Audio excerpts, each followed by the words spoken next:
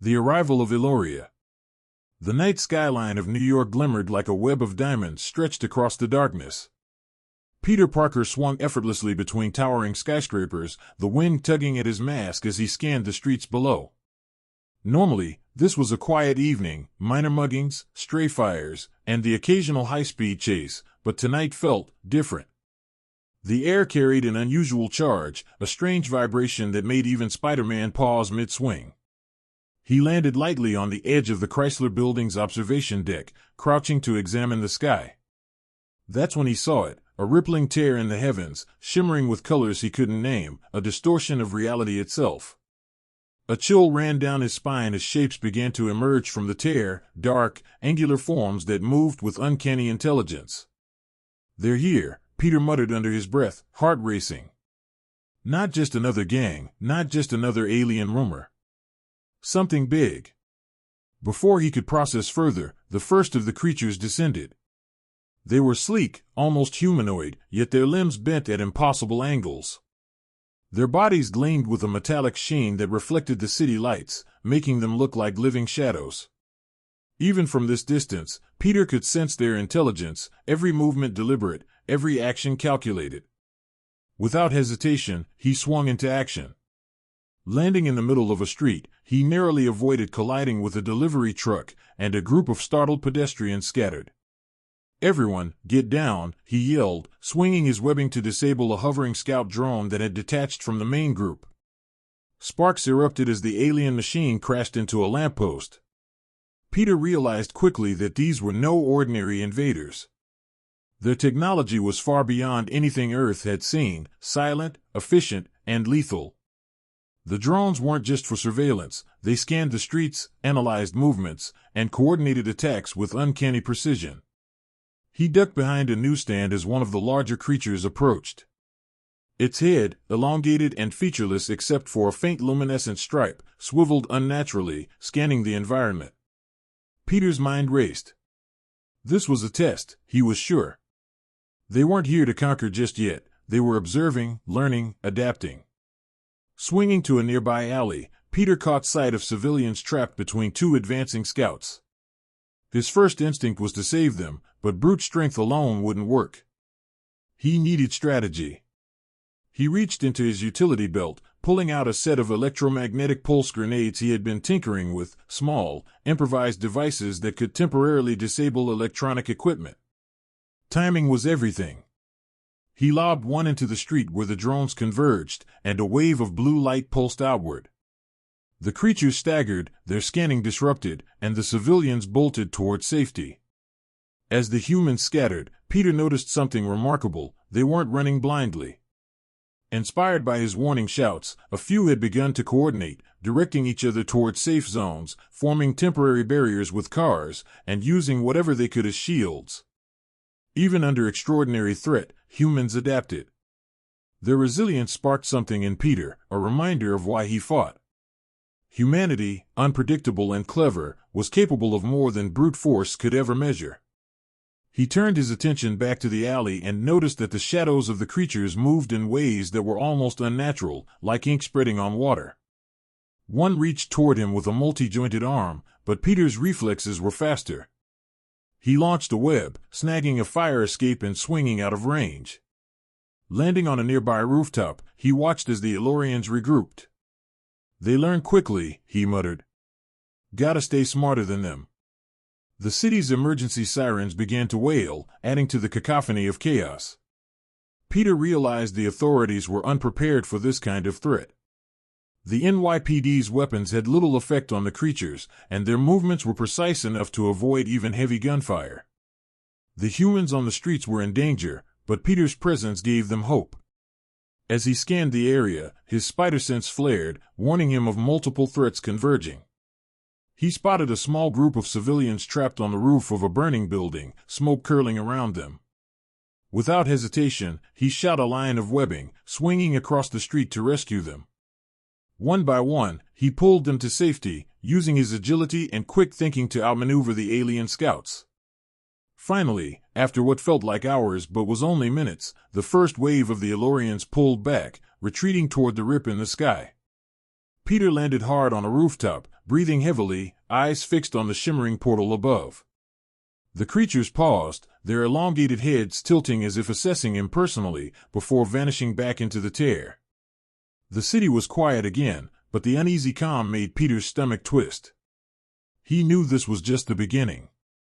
The Elorians had tested humanity tonight, probing defenses, analyzing reactions, and learning. New York had survived, thanks to a combination of courage, quick thinking, and improvisation, but could humanity hold its ground against a foe that was designed to adapt faster than humans could react? Peter crouched on the edge of the building, staring at the fading tear in the sky. His mask was damp with sweat, and his lungs burned from adrenaline. He thought of the civilians he had saved, of the bravery he had seen in ordinary people, and a spark of determination ignited. "They'll be back," he said quietly. "And next time, I'll make sure we're ready."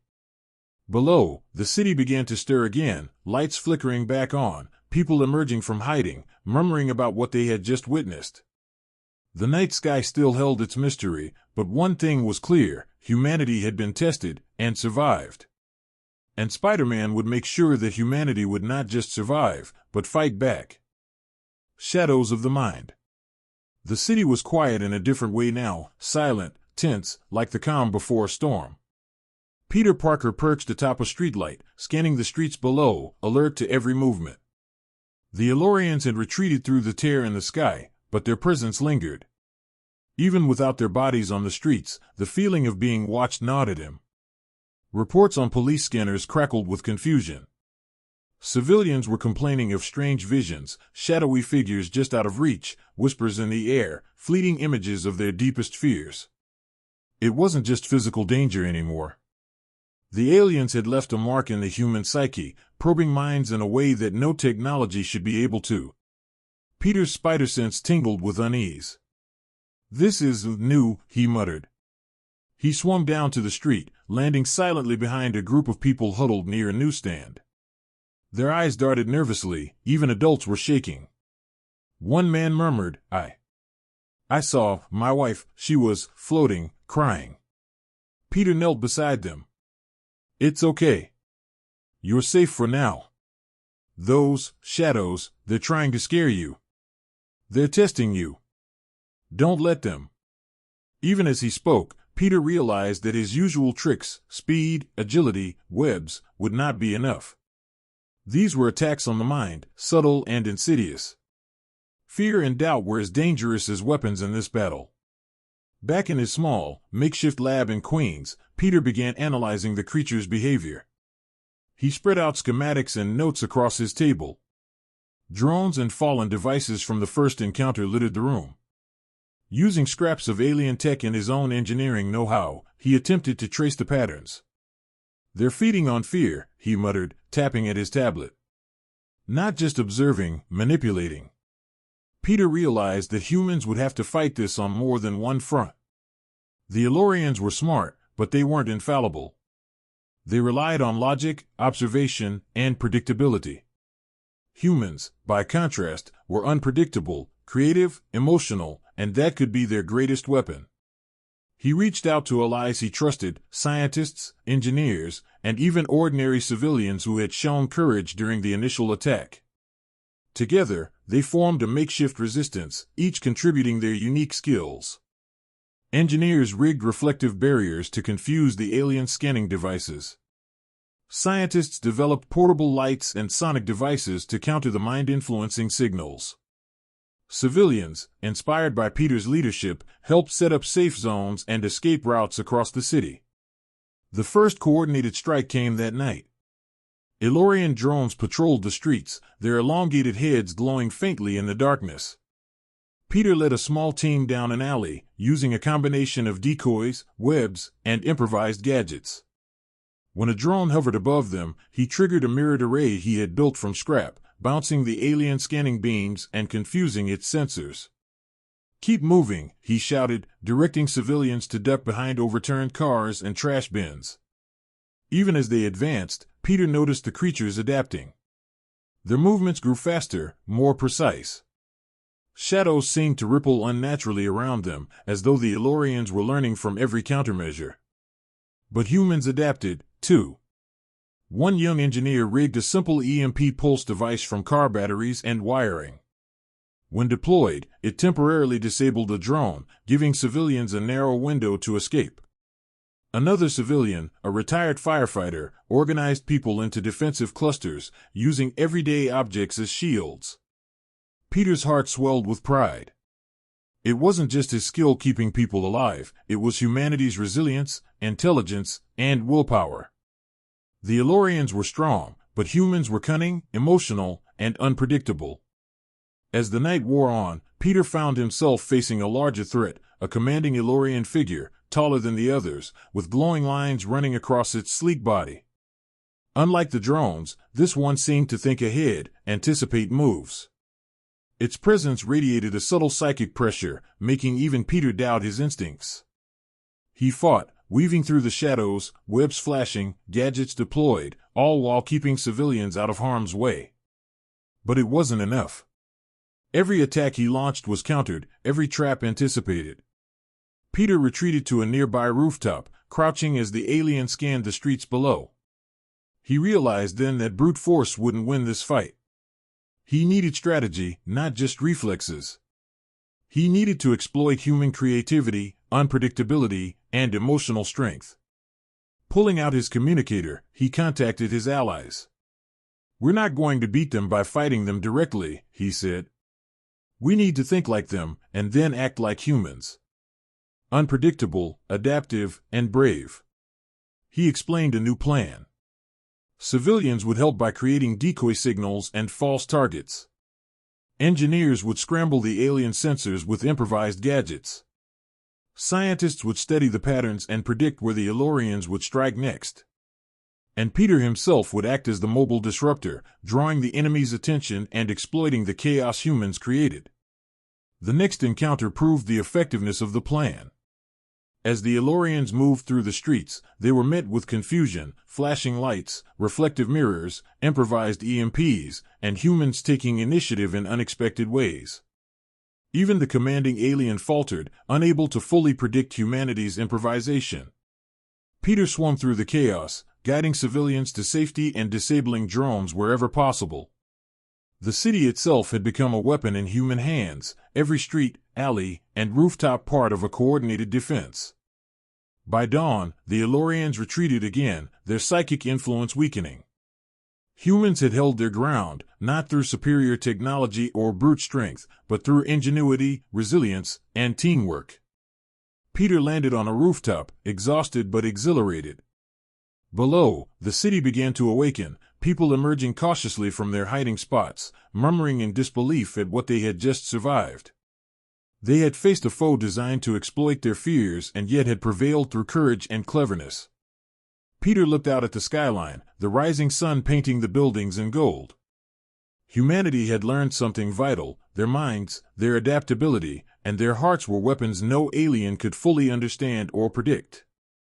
And Spider-Man knew that when the Elorians returned, Earth would be ready. "They'll be back," he whispered, voice heavy with determination. "But next time, they'll see what humans are really capable of." The heart of Eloria. The city skyline was streaked with early morning light, but Spider-Man's mind was already far from New York. His focus was on the tear in the sky, the gateway the Elorians had used to retreat. From what he had observed, the mothership loomed on the outskirts of the city, hovering above the river like a dark, alien fortress. Its sheer size and technological sophistication made his stomach twist with equal parts awe and apprehension. Peter crouched on the roof of a midtown skyscraper, binoculars in hand. The mothership was massive, covered in reflective surfaces that shimmered like liquid metal. Drones swarmed around it like obedient predators, scanning the city for any sign of resistance. The vessel pulsed with faint lights, almost like it was alive, sensing and calculating. "They're not just invaders," Peter murmured, tapping his mask. "They're scientists, explorers, scavengers, maybe. They study before they strike." He reviewed the notes from his allies. Using improvised sensors and observations, they had mapped weak points in the alien patrol patterns. Certain angles of light could confuse their optical systems. Specific sound frequencies could disrupt their minor drones. And human unpredictability, the one variable they couldn't calculate, was his greatest weapon. Peter adjusted his web shooters and prepared to swing toward the mothership. The city below was calm, but he knew it was a temporary lull. Every moment counted. As he approached the outskirts, the air grew thick with alien energy. The mothership's hull emitted a subtle vibration, resonating with a frequency humans couldn't naturally hear but could feel. Spider-Man swung between buildings, using his speed and agility to avoid detection. He landed silently on a rooftop near the river, peering up at the vessel. The entrance was heavily guarded. Massive drones patrolled the perimeter, their movements coordinated and precise. Peter took a deep breath, formulating a plan. Direct confrontation would be suicide. He would need stealth, cunning, and leverage, the human qualities that no alien technology could fully anticipate. He began with diversion. Using a combination of reflective panels and small electromagnetic pulses, he created a series of false signals. Drones twisted and paused, scanning phantom targets that weren't there. He then crawled along maintenance beams, swinging silently onto the ship's outer hull. Inside, the ship was a maze of corridors and strange, glowing machinery. Energy conduits pulsed along the walls, casting eerie light over everything. Spider-Man's eyes adjusted quickly, cataloging the patterns of movement. Alien sentries glided through the corridors, scanning in rhythmic motions, unaware of his presence as he hugged the shadows. Eventually, he reached the control hub, the heart of the mothership. Screens flickered with streams of data in alien code, displaying the city below, civilian locations, and experimental readouts. Spider-Man realized the Elorians weren't just invading, they were cataloging, harvesting, and experimenting. But their efficiency relied on rigid logic, and human unpredictability could disrupt it. He scanned the room, his mind racing. There were power conduits overhead, vulnerable points in the structural design, and multiple entrances for rapid escape if needed. He also noted the aliens' communication nodes, the links that coordinated drones across the city. Disabling them could give New York precious time. Spider-Man acted quickly, cutting power lines to several drones using carefully aimed webs and small EMP devices. Sparks flew, alarms blared, and the mothership's coordination faltered. But it wasn't just brute force, he had to think 2 steps ahead. Every trap he set needed to lure the aliens into predictable patterns, only for humans to respond in unpredictable ways. He accessed a central console, bypassing alien security protocols using improvised code he had developed. Through the interface, he sent a series of false signals back to the city, guiding civilians and his allies to create distractions, false safe zones, and decoy movements. The humans on the ground, acting in concert, began to manipulate the battlefield in ways the Elorians couldn't calculate. The commanding Elorian arrived in the control hub, tall, sleek, and glowing faintly with internal energy. Its presence radiated an oppressive calm, as if it were steadying Spider-Man with cold, alien curiosity. Peter tensed, ready for confrontation, but he held back. Brute combat would only draw energy and attention from the humans he was protecting. Instead, he moved strategically, exploiting the ship's systems. Overhead energy conduits sparked and showered the floor with light, confusing the alien sensors. He used a series of quick webs to swing across the room, pulling down panels to block line of sight and trigger alarms that lured the sentries away. The alien hesitated, unable to predict the sequence. Peter smiled under his mask. Logic can be broken. Creativity cannot. Using the last of his energy, he accessed the mothership's exit protocol and triggered an emergency launch sequence, but modified it to stall the ship's departure. The alien vessel trembled, forced into temporary stasis. Outside, humans coordinated like never before, using their environment, boats, rooftops, and vehicles, to obstruct the Elorians' drones. Spider-Man landed on a catwalk, facing the commanding alien. Its glowing eyes scanned him, but he met them with determination. "You're smart, I'll give you that," he said. "But humans? We're messy, chaotic, and brilliant. And that's something you can't calculate." The alien hesitated, as if considering his words. Its sensors flickered.